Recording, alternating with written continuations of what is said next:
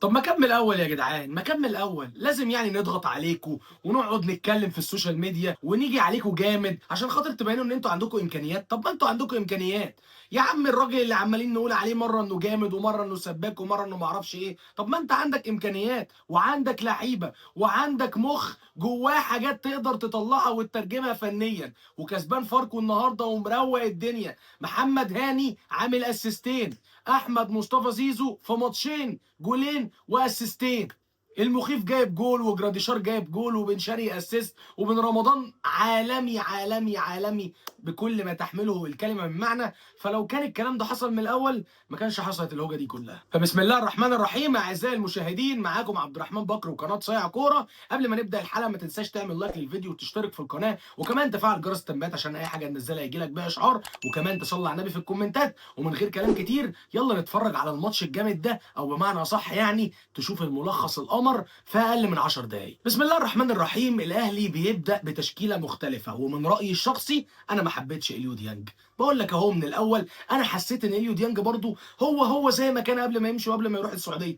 الراجل برضو لسه ما عندوش الباس، لسه الكره ممكن تتقطع عادي، لسه برضو الكره لما بتجيله بيحتاس وبيحتار ومش عارف هيديها لمين ولا يعمل ايه فيها، يطلعها باس ولا ثرو باس، عايز يعمل بس ما عندوش القدره على التنفيذ. فبصراحه اليو ديانج للاسف الشديد انا ما حبيتوش. وعلى فكره الكلام اللي كان داير اليومين دول ان خلاص الراجل مقتنع ان اليو ديانج مش رقم اتنين، لا ده رقم تسعه مثلا. يعني انت عندك احمد رضا وعندك مروان عطيه وعندك كوكا، بعد الثلاثه دول يبدا يجي اليو ديانج. فبالنسبه لاليو ديانج الموضوع ما كانش احسن حاجه، ولكن في حراسه المرمى النهارده كان موجود مصطفى شوبير اللي المباراه الثانيه على التوالي بيخطئ وبيتسبب المره دي برضه في هدف للنادي الاهلي، ولكن المره دي كان الهدف الوحيد. واكيد اكيد مش هيبان قوي عشان الحمد لله بفضل ان احنا كسبنا، ولكن واقعيا مصطفى شوبير تقريبا اتخض لما لقى نفسه مره واحده هيبدا الموسم اساسي على حساب محمد الشناوي. عايز رايكم في الكومنتات بالنسبه للموضوع ده، لان انا نفسي مش قادر استوعب مصطفى شوبير اللي كنا واقفين في ظهره وعايزينه يبدا والكلام ده كله. الراجل انا طبعا مش هقدر احكم عليه دلوقتي ولا هقول لك هو وحش ولا حاجه، عادي خالص، ممكن تكون البدايه بس مش الطف حاجه، الراجل فعلا ممكن يكون اتهز شويه، ولكن مصطفى شوبير محتاج يركز شويتين ثلاثه، لان لو فضل بالمنظر ده مستحيل يكمل اساسي بالنسبه للنادي الاهلي. وكده كده الشناوي اعتقد لو مش المباراه اللي جايه هيبقى اللي بعدها محمد الشناوي هيبدا اكيد، وهياخد برضه نفس عدد الدقائق اللي خدها مصطفى شوبير، وده اعتقاد شخصي مش معلومه بقولها لكم. ده بالنسبه لمصطفى شوبير. رباعي في خط الظهر النهارده محمد هاني اللي ايه، انا عايز اقول لك انا مبسوط كميه انبساط. يعني كل الناس اللي تالقت النهارده كوم، ومحمد هاني ده كوم تاني. الراجل النهارده عامل اسيستين، صباح الفل، عايزين ايه تاني؟ بطل كوره يا عم هاني، خلاص كفايه، دلعتنا النهارده.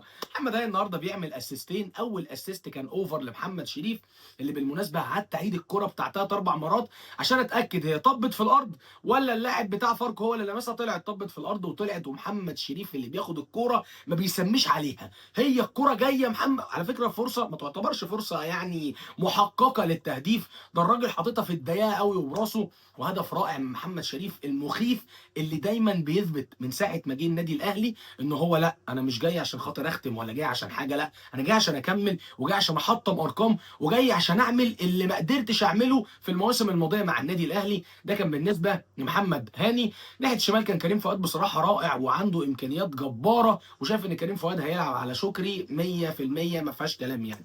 اتنين قلبي دفاع ياسين مرعي اللي بالنسبه لي هو راجل كويس، يعني هو اكيد هيتقل يوم بعد يوم في الماتش ويوم بعد يوم في اللعب مع النادي الاهلي، ولكن هو عنده امكانيات وان شاء الله ربنا يقدره ويكمل ويبقى كويس. واللي كان جنبه اشرف داري كان كويس نسبيا. وثلاثه في خط النص اليو ديانج اللي قلت لك رايي عليه في اول الماتش او في اول الفيديو، وقدامه اتنين من اكتر الاتنين ما شاء الله الله اكبر اللهم صل على النبي المبهرين في كرة القدم المصرية والافريقية. اول واحد وهو احمد مصطفى زيزو، الصفقة الكيدية والبالونة الاجمل والاعظم في تاريخ كرة القدم وفي تاريخ النادي الاهلي. وجنبه المايسترو عمر خيرت، على رأي البرنس اسلام مهدي، اللي الراجل ده فعلا عارف. اسلام عمل فيديو كده بيقول لك ايه، الراجل ده صفر عشوائيه، تحس ان هو كل حاجه قايسها بالمسطره وبالقلم، كل كوره طالعه منه هي ليها حساب. الاوفسايد لا، ساعه لما عمل الاوفر والكوره جت اوفسايد من تريزيجيه لما جاب الجول، طلعت اوفسايد، بن رمضان بالشعره.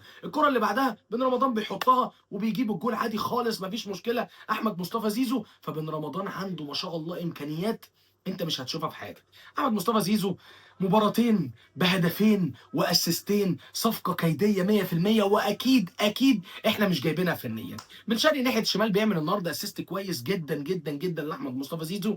انطلاقات بن شرقي كويسة، ولكن بن شرقي دلوقتي ينقصه حاجة واحدة بس، هو التسديد على المرمى والأرتوهات بتاعة بن شرقي والأهداف بتاعة بن شرقي. حتى الآن بن شرقي مش قادر يعمل الوظيفة اللي المفروض إن هو جاي عشانها. الراجل النهارده جه واخترق من الجنب كده وعمل واحدة باك باص كويسة، زيزو بيخلصها جول. واخيرا محمد هاني بيعمل اسيست تاني، كانت بالشعره كده، محمد هاني اتردد في الاولانيه وقام رامي الكره لجراديشار اللي دخل على الحارس وهدي خالص وسمى وصلى وزي الفل، والراجل اترقص وقام داخل حاطط الجول الرابع للنادي الاهلي. محمد هاني طبعا بيختمها بالطرد. النهارده مباراه كويسه، مباراه بتبين لك ان النادي الاهلي عنده امكانيات ويقدر ان هو يدوس ويقدر ان هو يكسب سكور. ولكن الماتش الاول مش عارف بقى المشكله كانت مثلا في البدايه عشان محمد مجدي قفشه، ولا الراجل كان لسه مش مستوعب، ولا اللعيبه دي كانت عايز تتقرص عشان تعرف ان في جمهور، لو بس انتوا غمضتوا عينيكم احنا مش هنسكت ومش هنسمي عليكم. مش عارف بصراحه ايه السبب. ولكن كل اللي عايز اركز عليه، كل اللي عايز عليه زي ما قلت اعلق عليه زي ما قلت لك، نقطه مصطفى شوبير انه لازم يركز جدا، والفرصه دي صعب تجيله انه يكون بيلعب على حساب محمد الشناوي الحارس الاساسي للنادي الاهلي ولمنتخب مصر. تريزيجيه النهارده جه على فترات بالنسبه لي كان كويس، اعتقد بنسبه كبيره جدا على الجنب اليمين احسن من الجنب الشمال، وهو مع محمد هاني في الوان تو هات. حتى الكره بتاعت الاوفر كان وان تو مع تريزيجيه. تريزيجيه برده في كره من الكرات كده اعتقد الدقيقه 30 او حاجه و30 عمل كده ثرو حلو قوي، كان منطلق محمد شريف ولكن شريف ما لحقهاش، كانت زياده سنه صغيره. تريزيجيه اعتقد انه ناحيه اليمين حلو جدا. زيزو في وسط الملعب في رقم 8 ابدع وتالق وكان بيتحرك في كل حته، وكان كده عارف ايه، لابس توب محمد مجدي قفشه ولكن على احترافيه وعلى مهاره وعلى اداء ثابت ما شاء الله، الله اكبر. ناحيه شمال بن شرقي زي ما قلت لك محتاج ان هو يشد نفسه شويه.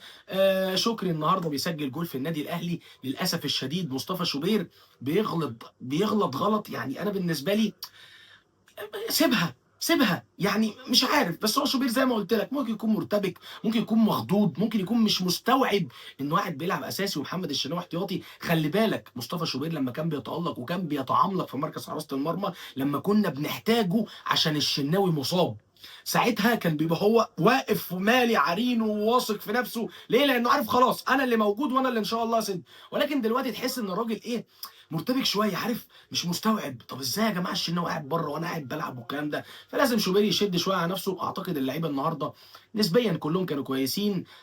زي ما قلت لك تعليق على اليو ديانج، نزل طاهر محمد طاهر في الاخر، نزل جراديشار اللي جاب الجول، يعني كان شويه تبديلات خفيفه كده. ولكن النادي الاهلي بيختم المباراه باربعه اهداف مقابل هدف امام نادي فاركو. وإن شاء الله النادي الأهلي بإذن الله تعالى يسير على خطى ثابتة ويصل إلى التتويج بالدوري المصري الممتاز لهذا العام. وأخيرا عايزك تقول لي رأيك في الكومنتات بالنسبة لتشكيلة النادي الأهلي اللي بدأ بيها، وتقول لي كمان برضو توقعك مين هو بطل الدوري. وعايز أعرف بقى مين المركز الثاني ومين المركز الثالث. وأكيد لو أنت وصلت لحد هنا فاعرف إن أنا بحبك، خد قلب أهو، والله العظيم بحبك في الله. وأخيرا دمتم في أمان الله وأشوفكم إن شاء الله على خير. سبحانك اللهم وبحمدك نشهد أن لا إله إلا أنت نستغفرك ونتوب إليك. تنسوش تعملوا لايك للفيديو وتصلوا على النبي وتشتركوا في القناه وتفعلوا جرس التنبيهات عشان اي حاجه ننزلها يجي لكم بيها اشعار. انا اخوكم عبد الرحمن بكر ودي قناه صايع كوره. واخيرا اشوفكم على خير وسلام عليكم.